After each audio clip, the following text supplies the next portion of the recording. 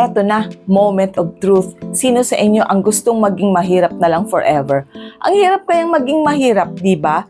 So, ayaw natin yan. Kaya ngayon, puputulin natin ang mindset at konseptong yan.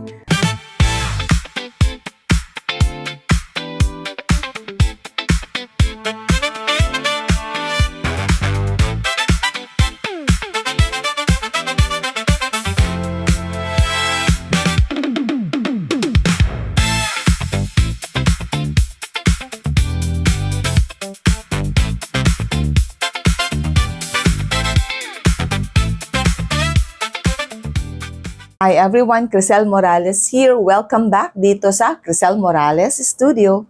Eto na yung biggest question. Bakit ang hirap ng buhay ngayon? Bakit parang in the past, okay naman kami, financially speaking, pero bakit ngayon ang hirap ng buhay? Mommy, why are we so poor? Totoo naman na ang dahilan, isa sa mga dahilan ay pataas na pataas ang presyo ng mga bilihin at nasa crisis pa rin tayo hanggang ngayon. Pero sa akin naman, nakukuha yan sa adjustment. Pero eto, I have discovered patterns na nagiging dahilan kung bakit nagiging mahirap ang buhay natin. Up to the extent na sabihin natin, why are we getting so poor? So ano nga ba yung mga pattern na sinasabi ko? Number 1, saying yes to yes, saying yes to no, and saying no to yes. Ano itong mga to? Ano itong mga yes to yes to no, no to yes, and etc. Okay, saying yes to yes. Okay, sumeldo ka ngayon, nagyayang barkada, kain tayo dito, mag-milk tea tayo dito, magpa-spa tayo, kahit wala sa plano, dahil gusto ng mga kaibigan, saying yes to yes. Dahil yes sa kanila, yes na rin sa'yo. So, dyan tayo nadadali. Unplanned expenses. Number 2, saying yes to no. Ano tong saying yes to no? Uy, samahan mo naman ako, bibili ako ng sapatos, bibili ako ng or whatever it is. So, ang sabi mo, sige, sasamahan lang kita, pero I will not spend anything kasi wala naman talaga akong planong gumastos. Okay? Pero dahil nandun ka na, nakita mo yung sapatos niya, ang ganda, uy, magkano yan? Uy, nakasale. Kahit pa nakasale yan eh. Oh, nakasale, 20% off, 50% off, dating 1,500, ngayon 750 na lang. Ay, 50% off. Bibili na rin ako. What? So, wala na yung discipline mo na hindi ka bibili. So, saying yes to no, hindi dapat, pero nag-yes ka rin eventually. Kasi nga, na-tempt ka. Impulsiveness. At ano yung saying no to yes? Ito yung dapat mag-save ka, dapat mag-allot ka, pero ayaw mo. Saying no to yes. Yung mga yes na dapat nating grab, like magtipid, like mag-set aside for our emergency, savings, and all that, pero nagno-no ka. Sasabihin mo, hindi, kasi ano naman, sasweldo pa naman ako next month, o kaya, sige na, ngayon lang to, deserve ko to moment. Kailangan kong bumili ng sapatos, kailangan kong bumili ng bagong bag. So, hayaan mo muna yung savings, mamaya na yan. Sa susunod na lang na sweldo. Hanggang sa paulit-ulit, okay, nagiging scenario na yan, paulit-ulit, stereotype, hanggang sa hindi ka na nakapag-umpisang magtipid. So, yan ang isa sa mga pattern that we have discovered that makes us really poor, or sabihin natin ang hirap ng buhay. Hindi natin alam, sinisisi natin palagi, mahal ang mga bilihin, pero at the end of the day, the reason is yung practices din natin. Pero eto, di ba, magre-reason out pa rin tayo. Sasabihin natin, kung ganyan na lang palagi, di ang lungkot naman ng buhay. Di wala namang kagana-gana ang buhay. Parang, ano yon, magmumukmuk na lang kami sa bahay, hindi na kami lalabas kasi nagtitipid kami. Di ba? We deserve to experience naman the luxury of life. We deserve to experience yung abundance of life. So, yun lagi yung sinasabi natin. Pero eto, hindi ko naman sinasabi or hindi naman natin sinasabi na hindi na kayo kakain sa labas or hindi na kayo mag-shopping. Pero, nasa tamang panahon yan. At plano ang kailangan. Pinagplaplanuhan. Hindi tayo mag-i-spend ng anything or any amount na wala sa plano. At hindi tayo mag-give in sa impulsiveness. Yun lang naman ang main point natin. Gets nyo? Ay nako, okay lang yan kasi ganun din naman ako. Okay? In the past, ganun din naman ako. At paminsan-minsan, hanggang ngayon, meron pa rin. Pero itry natin na i-discipline talaga yung sarili natin. Kaya, ano ang solution dyan? Okay? Ito, suggestion lang ha. Strongest suggestion I could ever give you, 2 bagay lang. Okay? Discipline and be firm in your decision.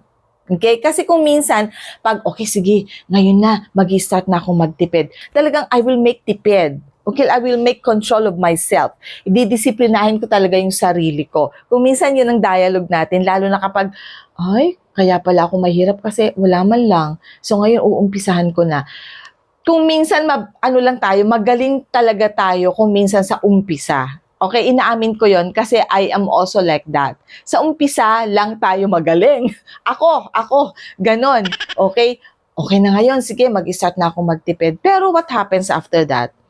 Nakita mo lang na medyo malaki-laki na yung na-save mo. Ay, malaki na to. So this month, hindi muna ako magsasave. Ang gagawin ko muna, deserve ko naman moment. Deserve ko to moment palagi ang dialogue natin. Pero dapat, if we really intend to save for the future at para may magamit tayo sa mga emergencies, hindi yung gastos ka na lang ng gastos na wala sa plano. Okay lang yan kasi may credit card naman ako. Si credit card na lang muna ang bahala and then after a month, you will see, ay, ang laki na ng babayaran ko. So, mamurumroblema ka na. Kaya ayaw natin ng ganun, hindi ba? Kasi that really makes us poor. Lalo na kapag, naku, lahat na lang ng sweldo ko pala ibabayad ko sa credit card ko na to. Bakit? Hindi mo na-discipline yung sarili mo sa mga spending mo or expenses mo during those days na sinasabi mong deserve ko to moment. Kaya importante, discipline and be firm in your decision. 2 bagay lang po ang dapat nating isipin. And maganda yung, di ba ang goal mo, magtipid ka for 10 months, tapos medyo malaki na yung savings mo. Okay, medyo malaki na to. Siguro naman deserve yung family ko, yung mga anak ko, yung husband ko, or yung wife ko na mag-shopping naman kami. Hahatiin ko tong savings ko. Eto, ilalagay ko sa bangko for emergency. Ito naman ang para sa family ko. And okay lang yan kasi nakaplano at may available na pera. Ang nakakatakot yung wala kang plano, wala kang savings, at nag-depend ka lang talaga sa credit card mo or sa salary mo for this month, hindi mo na naisip na, ay, meron pala akong utilities na babayaran. Ay, summer ngayon, nag-aircon kami nag-aircon, baka mataas ang kuryente ko ngayon. Kailangan mag-set aside ako ng amount for that. Kung minsan nakakalimutan na natin yon at inuuna natin yung mga deserve ko to moment, yung mga invites ng mga kaibigan, saying yes to yes, dahil yes sa kanila, yes na rin sa'yo. Okay, so dun tayo nadadali. Pero ngayon, again, I would like to emphasize 2 things lang ha, 2 things lang. Discipline and be firm in your decision. If you say magtitipid ako ngayon, magsaset ako ng certain amount for that para meron ako magamit in the future, gawin mo. Ang hirap yung, okay ka ngayon, tapos biglang uutang ka na lang in the future. Ayoko ng ganun. Ayaw natin yun.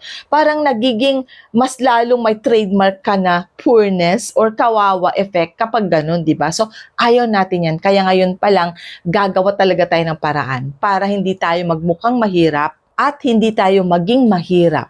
Okay, so I hope you get the inspiration to start saving for the future and discipline your expenses and be firm in your decision because I believe these 2 things, kapag in-include natin sa system natin, tayo din ang magbe-benefit at hindi lang tayo, but even our families. So there you go. Maraming salamat. I hope meron kayong nag-grasp na information and idea that you could use in your financial journey. I wish you a good financial flow and abundant blessings from the Lord. So maraming salamat. Sana makapag-subscribe yung hindi pa nag-subscribe sa ating YouTube channel and always tap the notification bell down there so that you'll always be notified kapag meron tayong bagong video. Maraming salamat and always remember, kahit gaano kahirap ang mga pagsubok natin ngayon, life is beautiful because God is so good. Bye everyone!